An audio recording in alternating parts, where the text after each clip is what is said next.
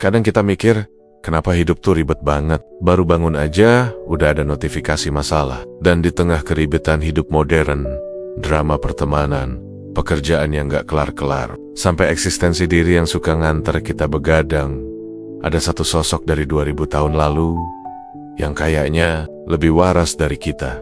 Namanya Marcus Aurelius. Ya, Marcus Aurelius, Kaisar Romawi yang harus ngurus perang, politik, wabah, dan drama senat yang levelnya jauh lebih toksik daripada grup chat keluarga.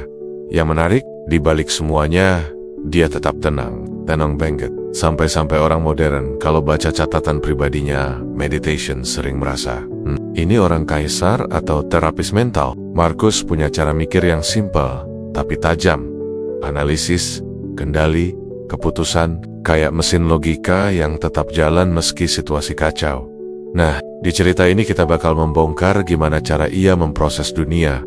Bukan dengan emosi yang meledak-ledak, tapi dengan pikiran yang jernih, rasional, dan surprisingly penuh empati. Siap bedah kepala kaisar?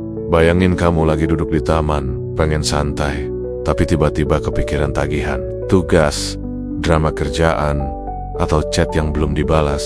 Otak langsung bikin film panjang dengan skenario yang makin lama makin absurd. Nah, Marcus Aurelius kalau ikut nongkrong sama kita, mungkin cuman bakal senyum tipis dan bilang, "Bro, realitas itu sederhana. Yang ribet itu pikiran kita sendiri." Marcus hidup di masa yang jauh lebih brutal dari kehidupan modern. Perang barbar, politik Roma yang super toksik, wabah Antonine yang merenggut jutaan nyawa. Tapi anehnya, dia berhasil melihat hidup dengan kejernihan yang sulit dicapai banyak orang. Bukan karena dia kebal masalah, tapi karena dia punya pandangan stoik yang membuat realitas terasa tidak perlu didramatisasi. Buat Marcus, hidup itu apa adanya. Realitas bukan film, bukan sinetron, bukan fanfic tragedi. Realitas adalah peristiwa netral, dingin, apa adanya. Yang bikin semuanya jadi chaos atau emosional adalah interpretasi kita. Stoikisme mengajarkan bukan fakta yang menyakitkanmu, tapi opini yang kamu tempelkan ke fakta itu. Marcus memandang dunia seperti seorang ilmuwan yang cukup dewasa buat nggak baper sama hasil eksperimen. Jika sesuatu terjadi, ya terjadi. Titik. Baru setelah itu ia bertanya, apakah aku bisa mengubah ini? Jika tidak, untuk apa aku meronta? Jika bisa, apa tindakan paling rasional yang bisa kulakukan? Ia jelas cerdas. Kita semua tahu betapa gampangnya otak kita kabur ke drama tak perlu. Tapi justru itu yang membuat pandangan Marcus terasa zen, sekaligus intelektual. Stoik bukan berarti dingin. Ini penting. Banyak orang salah paham. Stoik bukan berarti kamu harus jadi manusia tanpa emosi seperti robot AI versi beta. Stoik berarti kamu paham bahwa emosi adalah respons otomatis, sementara pikiran rasional adalah software yang bisa kamu update setiap hari. Marcus sangat manusiawi. Dia takut, stres, kecewa, bahkan capek banget jadi kaisar. Yang membuatnya hebat adalah keberanian untuk sadar bahwa perasaan bukan bosnya. Ia menulis, hidupmu dibentuk oleh pikiranmu. Jadikan pikiranmu jernih, maka hidupmu akan jernih. Marcus juga punya cara unik memandang hal buruk. Ia menganggap kesulitan sebagai latihan karakter, bukan hukuman kosmik. Ibarat gym, hidup bakal ngasih kita beban. Dan Marcus percaya, semakin kuat beban yang kita angkat, semakin kuat batin kita. Dia melihat penderitaan bukan sebagai drama tragis, tapi sebagai session workout untuk jiwa. Kalau kamu bilang, tapi hidup memang drama, dia mungkin bakal jawab, dramanya ada di pikiranmu, bukan di realitasnya. Lalu mungkin ngasih tatapan bijak yang bikin kamu merasa dihakimi tapi tercerahkan. Pada intinya, pandangan Marcus tentang realitas adalah sistem mental yang elegan. Lihat fakta apa adanya, berhenti mengarang skenario, lakukan yang bisa dikendalikan, terima yang tidak bisa, dan jaga niat baik di setiap langkah. Dengan cara itu, kepala Marcus bekerja seperti mesin logika yang smooth, bukan karena ia sempurna, tapi karena ia disiplin memurnikan cara pandangnya setiap hari. Realitas tidak pernah drama. Kitalah yang sering jadi penulis naskahnya. Marcus hanya memilih untuk tidak ikut casting. Kalau kita bisa mencontoh sedikit saja cara ia memandang dunia, hidup mungkin masih ribet, tapi setidaknya tidak lagi membakar energi kita untuk hal-hal yang cuma terjadi di kepala. Bayangin, kamu baru bangun tidur, buka mata, dan hal pertama yang kamu lihat adalah notifikasi panjang. Kerjaan numpuk, grup chat rame, ada drama baru, dan tiba-tiba hidup terasa kayak mau nge-crash. Kebanyakan dari kita refleks panik dulu, mikir belakangan. Tapi Marcus Aurelius, dia punya strategi mental yang bikin hidupnya nggak gampang lag. Meski dia punya masalah yang levelnya jauh di atas kita. Tahap pertama dalam mesin logika. Marcus adalah kemampuan membaca situasi secara tenang. Bahkan sebelum ia membiarkan emosinya ikut campur. Buat Marcus, ketenangan bukan gaya hidup estetik, tapi kondisi awal berpikir yang wajib ada sebelum ia menilai apapun. Mirip kayak kamu mau ngerjain soal matematika. Kalau kepalanya rame, jawabannya pasti akaki koken. Buat Marcus, ketenangan itu bukan bawaan lahir, itu latihan, rutinitas, ritual batin. Ia tahu kalau manusia itu mudah ke-trigger, kadang bukan masalahnya yang besar, tapi respon kita yang over dramatic. Maka langkah pertamanya selalu pause. Berhenti dulu, kumpulin energi mental dalam meditation. Marcus sering menegaskan bahwa seseorang tidak boleh bereaksi sebelum memahami situasi secara jernih. Dan jernih versi Marcus berarti bebas prasangka, bebas asumsi ngaco, bebas narasi liar yang diproduksi pikiran sendiri. Hidup sudah cukup rumit tanpa kita tambah-tambahin skrip telenovela. Ketika menghadapi masalah, baik itu perang, politik, maupun konflik pribadi, Marcus selalu memulai dengan satu hal, observasi netral. APA, apa yang sebenarnya terjadi, apa yang dikatakan dunia luar, dan apa yang ditambahkan pikiran sendiri. Ia memisahkan peristiwa dari interpretasi, seperti memisahkan folder foto asli dan hasil editan, biar nggak ketuker. Marcus sadar, pikiran kita jago banget bikin efek-efek dramatis yang bikin fakta sederhana terlihat kayak bencana nasional. Maka, sebelum menilai, ia menghapus noise mental. Salah satu analogi favorit Marcus adalah ini. Pikiran itu seperti permukaan air. Kalau kacau, bergelombang, dan penuh keruh, kamu nggak bisa lihat apapun. Tapi kalau airnya tenang, kamu bisa melihat dasar dengan jelas. Maka ketenangan bukan tujuan akhir, tapi syarat awal untuk membaca realitas. Kita sering berpikir kedewasaan itu soal tahu jawaban. Buat Marcus, kedewasaan justru soal tidak buru-buru menjawab. Dia paham bahwa keputusan yang diambil dalam kondisi emosional biasanya berumur pendek dan berpotensi merusak. Misalnya ketika seseorang marah, lalu bereaksi impulsif, lalu menyesal 10 menit kemudian, ya, Marcus tahu pola itu. Makanya dia menghindarinya. Yang menarik, Marcus bukan cuma tenang secara eksternal, dia tenang dari dalam. Kalau dilihat dari luar mungkin tetap tegas sebagai kaisar. Tapi di dalam kepalanya, ia sedang melakukan proses analisis senyap yang super tertata. Ada satu catatan yang menggambarkan ini banget.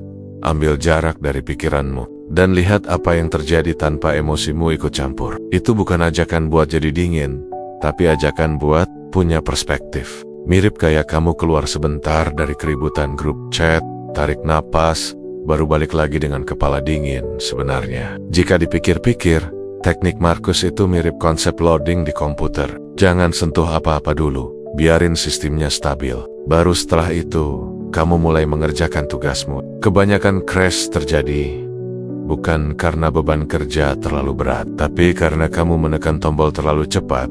Jadi, tahap awal Marcus bukanlah tindakan, tapi ketiadaan tindakan. Sebuah ruang hening di mana ia memberi kesempatan dirinya memahami dunia tanpa distorsi. Dan di era sekarang, era serba cepat, serba reaktif, serba panik, cara berpikir ini justru terasa lebih relevan daripada pernah sebelumnya. Sebelum kamu membalas chat panjang yang bikin kesal, pause dulu. Sebelum kamu overthinking, tarik jarak dulu. Sebelum kamu mengambil keputusan penting, tenangkan dulu pikiranmu. Karena pada akhirnya, seperti Marcus, kita juga butuh ruang jeda agar bisa melihat dunia apa adanya. Tanpa bumbu drama yang sebenarnya, cuma hasil editan pikiran kita sendiri. Kalau ada satu konsep stoik yang paling sering disalahpahami manusia modern, itu adalah dikotomi kendali. Prinsip sederhana tapi lumayan nyentil. Pilih hal yang bisa kamu kontrol dan hal yang sepenuhnya bukan urusanmu. Marcus Aurelius memegang prinsip ini bukan sebagai teori filosofis, tapi sebagai strategi bertahan hidup di tengah kekacauan Romawi. Dan percaya atau enggak, konsep ini juga penyelamat mental buat kita yang hidup di era notifikasi tanpa henti. Bayangin begini, kamu sedang nyetir motor, tiba-tiba ada pengendara lain yang nyalip sembarangan. Jantung naik, emosi naik, dan otak langsung bikin monolog internal ala sinetron. Kenapa sih orang begini masih hidup di jalan raya? Markus mungkin bakal jawab, kendali yang kamu miliki cuma caramu bereaksi, bukan kelakuan orang itu. Nyebelin? Iya benar, sangat. Bagi Markus, dunia ini dibagi menjadi dua kotak besar. Kotak A, hal yang sepenuhnya bisa kamu kendalikan.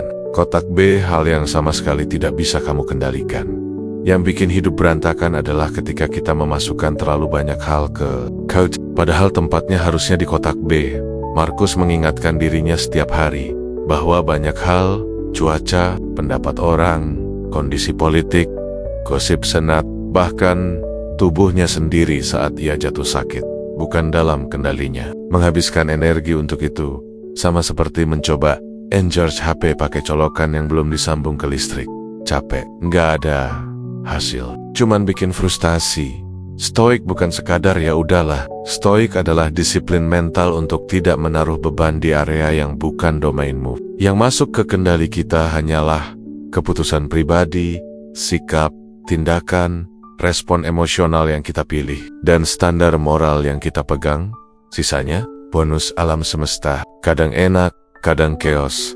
Markus menulis, fokuskan energi pada apa yang ada di tanganmu, bukan pada apa yang melayang di luar jangkauan. Ini bukan ajakan buat cuek, tapi ajakan buat efisien secara emosional. Kita semua punya kapasitas energi yang terbatas. Kalau dihabiskan untuk hal-hal yang gak bisa kita pengaruhi, kita bakal defisit mental sebelum siang hari tiba.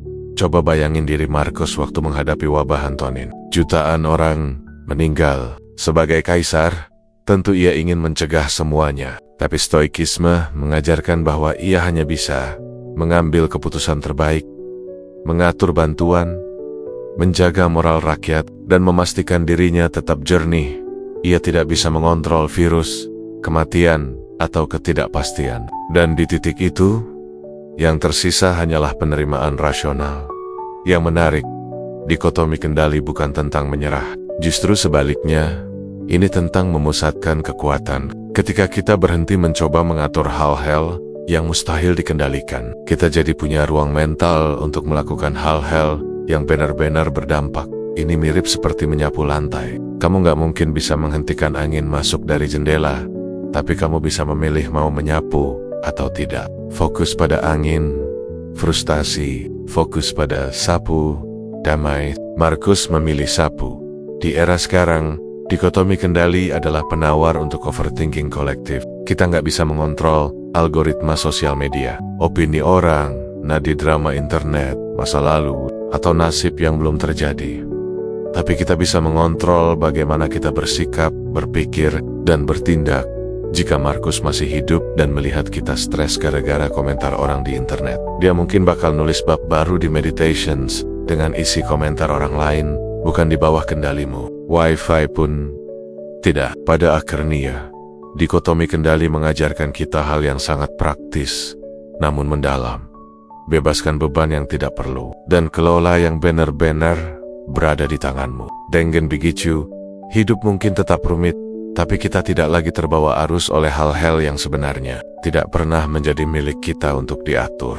Berbicara soal kebajikan dalam pandangan Markus Aurelius itu seperti membahas kompas batin yang selalu ia bawa kemana-mana, bukan untuk gaya, tapi sebagai alat navigasi moral ketika dunia politik Roma sedang kacau dan penuh kepentingan. Markus bukan tipe pemimpin yang mengambil keputusan berdasarkan ego, gengsi, atau keinginan terlihat hebat. Ia justru memegang teguh prinsip bahwa tindakan manusia harus tunduk pada kebajikan. Dalam stoikisme, kebajikan bukan sekadar moralitas versi buku pelajaran, tapi standar operasional hidup. Ada 3 yang paling sering muncul dalam cara Markus berpikir: keadilan, disiplin, dan kejujuran. 3 hal ini ia jadikan filter sebelum bicara, sebelum bertindak, dan sebelum menilai seseorang. Dan menariknya, prinsip ini justru membuat dia terlihat jauh lebih manusiawi daripada para penguasa Roma lain yang sering sibuk mempertahankan citra. Bagi Markus, keadilan adalah fondasi. Bukan keadilan dalam arti seremonial atau penghakiman formal, tetapi keadilan sebagai kemampuan untuk memperlakukan orang lain sesuai martabatnya. Ia tahu bahwa ia punya kekuatan absolut, tapi baginya, kekuatan bukan alasan untuk berlaku sewenang-wenang, melainkan ujian apakah seseorang bisa tetap lurus ketika semua jalan bengkok terbuka di hadapannya. Dalam banyak catatan meditations, Marcus mengingatkan dirinya sendiri bahwa keadilan berarti berorientasi pada manfaat bersama. Setiap keputusan harus ditimbang. Apakah ini melukai orang lain? Apakah ini menguntungkan hanya diriku? Dari sini kita bisa melihat bahwa kebajikan bagi Marcus bukan teori abstrak, tapi pedoman praktis untuk tetap waras ketika kekuasaan menggoda. Kemudian ada disiplin atau temperance dalam konsep stoik, yaitu kemampuan menahan diri ketika dorongan emosi sedang ingin naik panggung. Marcus memahami betul bahwa banyak kekacauan di dunia terjadi bukan karena kurangnya kecerdasan, tetapi karena kurangnya pengendalian diri. Ia tahu bahwa seseorang bisa menghancurkan reputasinya hanya karena satu ledakan emosi yang tak terkendali. Maka dia selalu mengingatkan dirinya untuk tetap tenang, fokus pada tugas, tidak terjebak drama, dan tak membiarkan ambisi atau nafsu spontan mengatur arah hidupnya. Disiplin buatnya bukan berarti menjadi kaku, melainkan menjadi jernih, memilih tindakan yang sesuai nilai, bukan sesuai dorongan sesaat.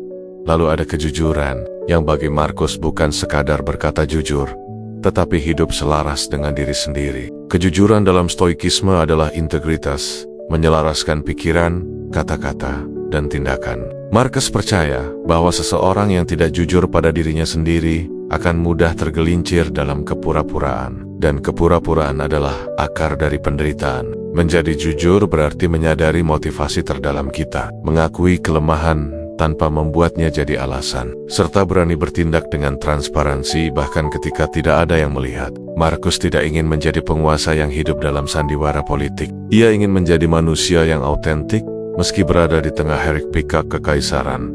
Jika kita rangkum, kebajikan bagi Marcus adalah pedoman untuk tetap bernapas dengan benar di tengah kekacauan, memastikan setiap langkah bukan reaksi impulsif, melainkan pilihan sadar. Keadilan menjaga orientasi, disiplin menjaga kestabilan, kejujuran menjaga integritas. Dan menariknya, semakin kita membedah pikiran Marcus, semakin terasa bahwa semua ini bukan nasihat moral tinggi yang tak bisa dijangkau, melainkan serangkaian tindakan sederhana yang jika diulang setiap hari, mampu membentuk hidup yang lebih solid, lebih tenang, dan lebih bermakna. Marcus tidak sedang mengajarkan cara menjadi sempurna. Dia hanya menunjukkan bagaimana tetap menjadi manusia, baik di dunia yang sering membuat kita ingin menyerah pada sisi gelap diri sendiri.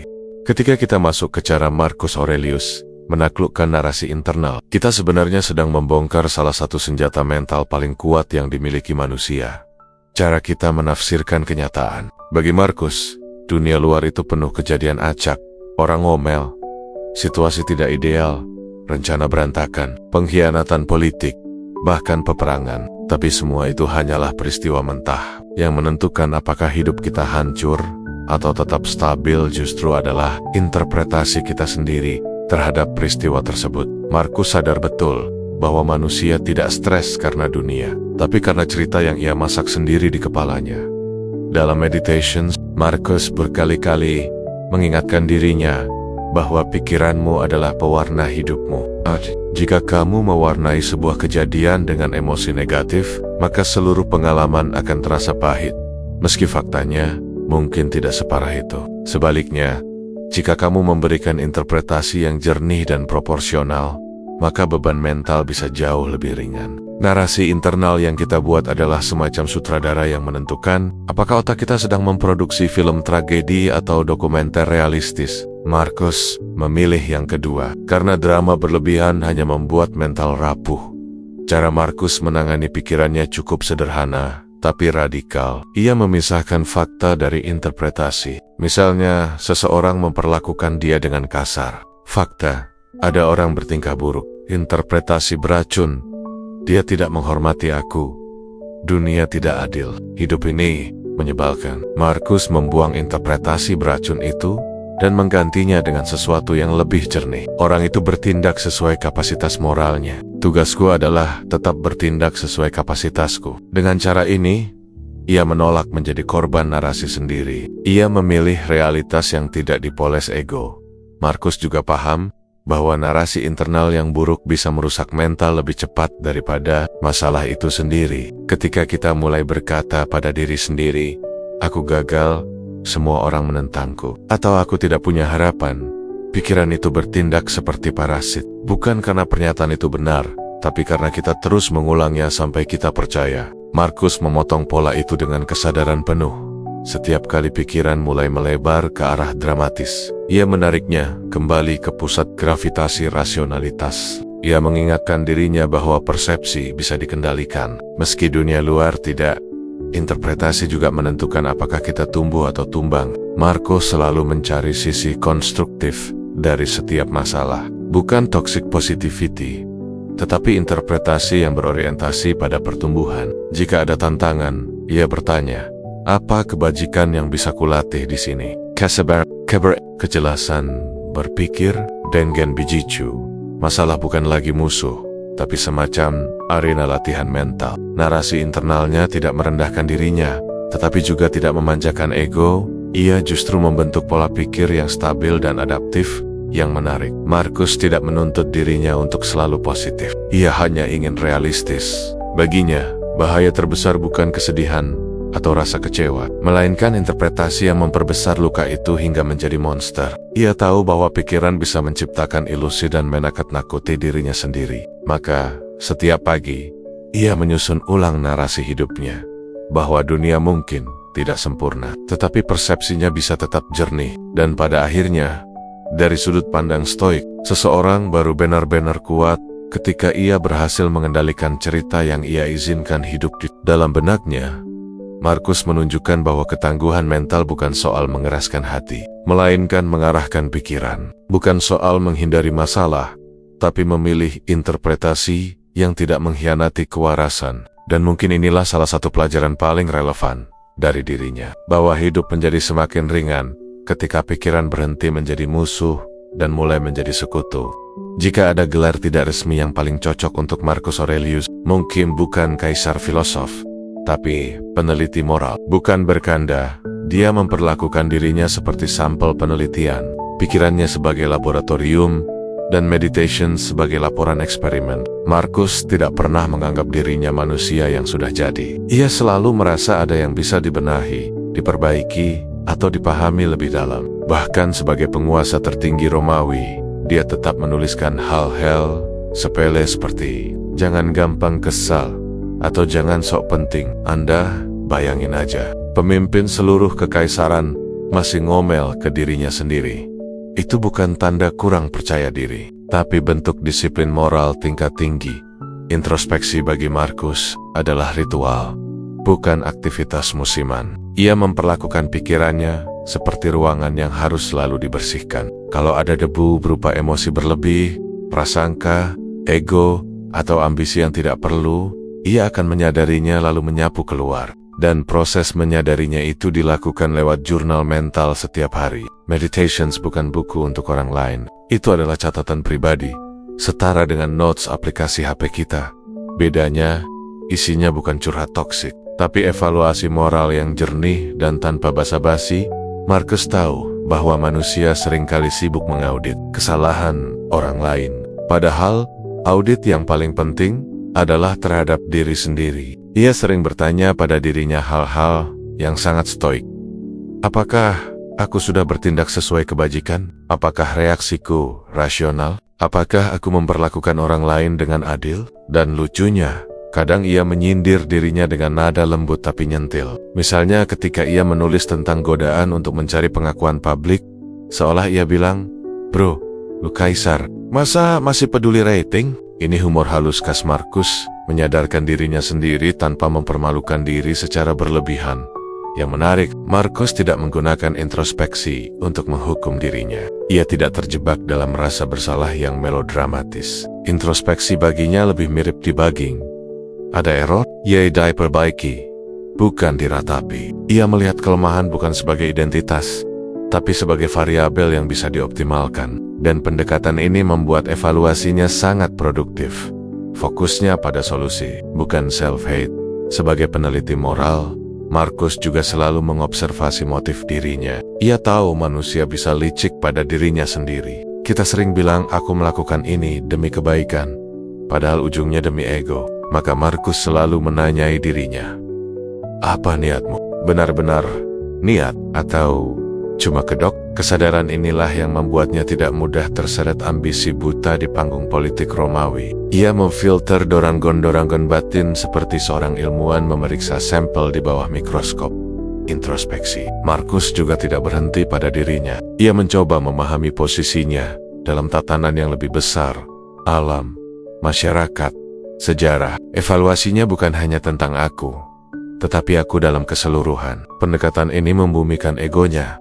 Ia melihat dirinya bukan sebagai pusat, melainkan sebagai bagian dari sistem yang harus berjalan harmonis.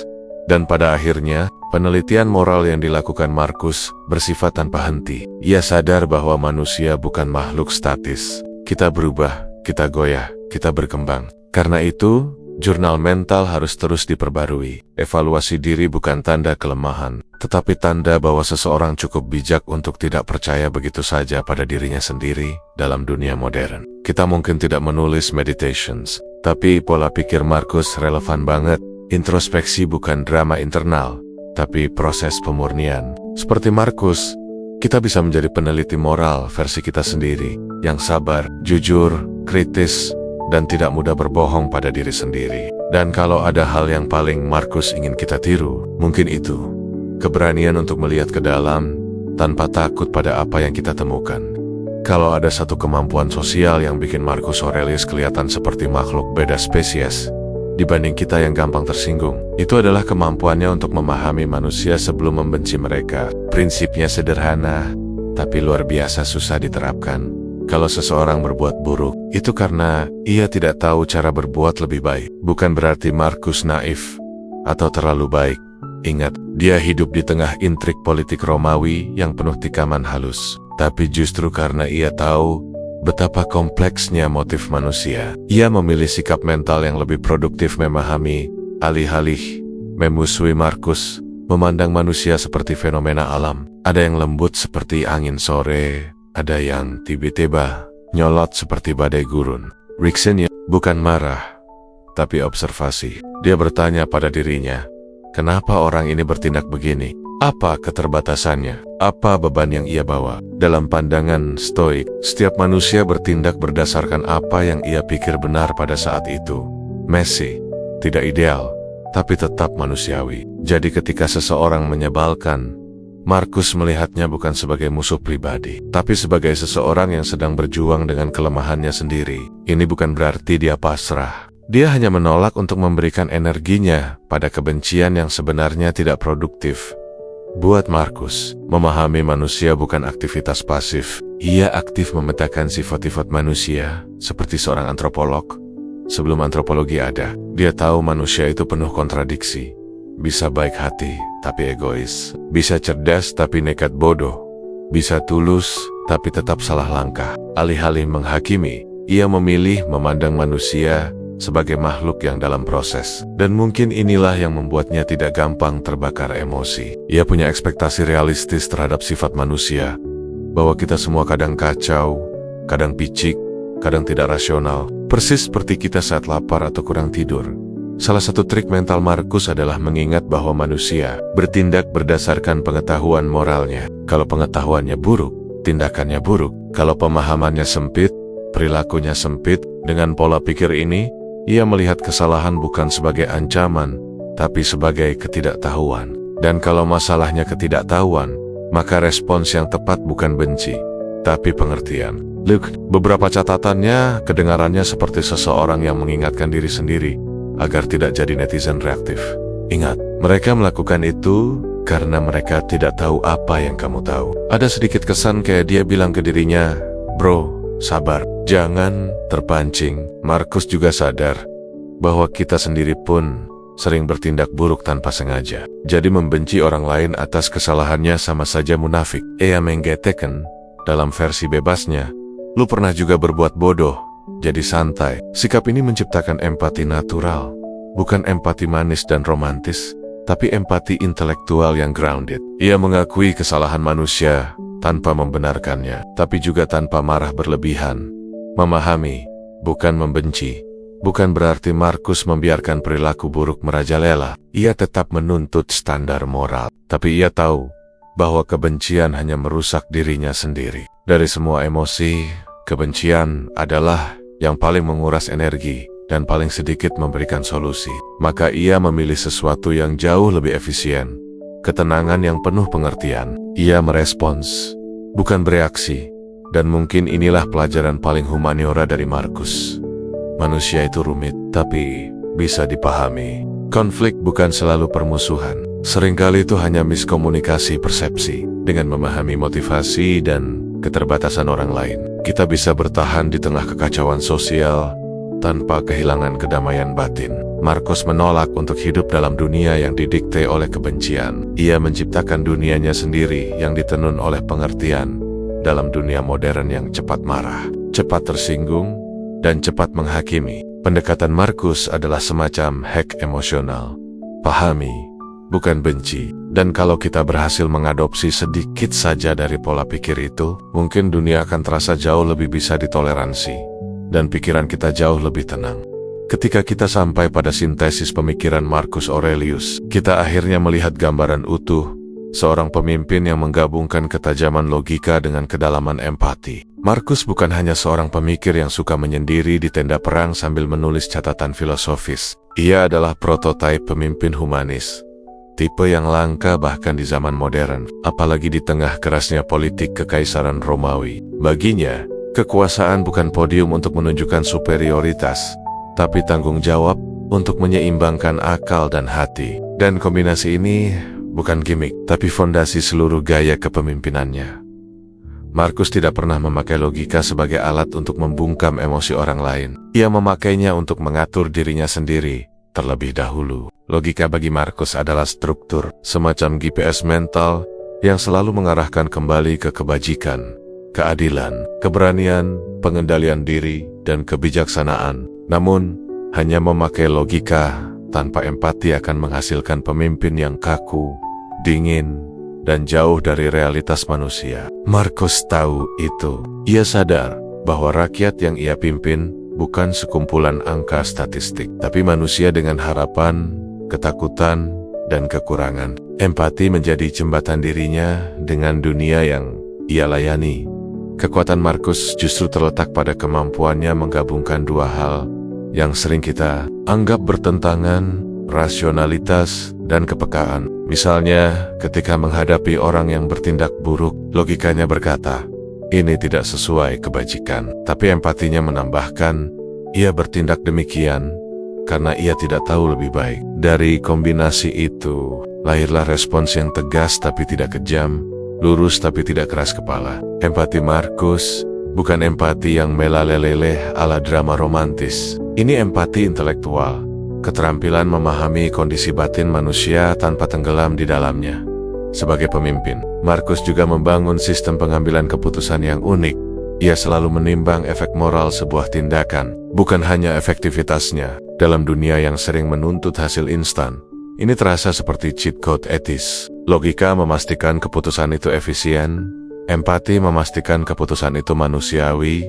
Hasilnya, keputusan-keputusan yang jarang destruktif dan hampir selalu dapat dipertanggungjawabkan secara moral. Bahkan ketika ia harus melakukan tindakan sulit sebagai kaisar, ia selalu bertanya, apakah ini selaras dengan kebajikan? Apakah ini adil? Ini bukan pose filosofis, ini sope pribadinya. Menariknya, Markus tidak pernah menganggap empati sebagai kelemahan. Dalam banyak pemimpin, empati sering dibuang jauh karena dianggap membuat keputusan jadi lembek. Namun Markus justru melihat empati sebagai alat kalibrasi moral. Tanpa empati, logika bisa menjadi tiran. Tanpa logika, empati bisa menjadi banjir yang menenggelamkan. Markus menggabungkan keduanya seperti dua bilah pedang yang saling melengkapi. Satu untuk ketepatan, satu untuk keseimbangan. Apa yang membuat sintesis ini begitu kuat adalah kesadaran Markus bahwa kepemimpinan bukan soal memerintah, tapi soal menjaga integritas diri di bawah tekanan. Ia tahu bahwa manusia di posisi tinggi sangat mudah tergelincir oleh ego, ambisi, dan pujian. Maka ia menggunakan logika untuk memotong ilusi-ilusi itu, dan empati untuk menjaga rasa kemanusiaannya tetap hidup. Tanpa keduanya, ia bisa saja menjadi tiran seperti banyak pemimpin Romawi sebelum dan sesudahnya Poda Akernia. Pemikiran Markus menyatu dalam satu prinsip besar. Pemimpin yang baik adalah pemimpin yang mampu memerintah dirinya sendiri sebelum memerintah orang lain. Dan untuk memerintah diri, dibutuhkan logika yang tajam dan empati yang hangat. Sinergi dua hal ini menciptakan kepemimpinan yang tidak hanya kuat, tetapi juga bermartabat. Kepemimpinan yang tidak meninggalkan luka dalam sejarah, tapi meninggalkan jejak teladan. Jika ada warisan paling relevan dari Markus untuk dunia modern, maka itu adalah gagasan bahwa rasionalitas dan empati tidak harus saling meniadakan. Justru ketika keduanya berjalan bersama, kita mendapatkan bentuk kepemimpinan yang paling manusiawi dan paling efektif. Sebuah gaya memimpin yang tidak hanya memenangkan kekuasaan, tetapi juga memenangkan hati. Inilah simpulan cepat dari perjalanan kita membedah mesin pikiran Marcus Aurelius. Dia bukan cuman kaisar, tapi teknisi mental yang selalu ensdibak emosinya, memilah apa yang bisa dikontrol, memahami manusia tanpa drama, dan memimpin dengan perpaduan logika tambah empati yang jarang banget ditemui bahkan di era modern yang hobinya debat kusir 24/7. Buat kamu yang suka bahasan filosofis yang dibawain dengan gaya santai tapi tetap intelektual, jangan lupa subscribe channel ini. Kita bakal terus ngebongkar ide-ide besar dari tokoh besar, tapi dengan vibe nongkrong malam minggu, lebih ringan tapi tetap nambah IQ. Kesimpulannya, Marcus Aurelius ngajarin bahwa ketenangan bukan hadiah, tapi hasil latihan memahami diri sendiri dan manusia lain. Dan kalaupun hidup makin chaos, ya sudah, ingat aja, bahkan Kaisar Romawi pun pernah capek sama manusia. Cuma bedanya, dia nggak bisa left group.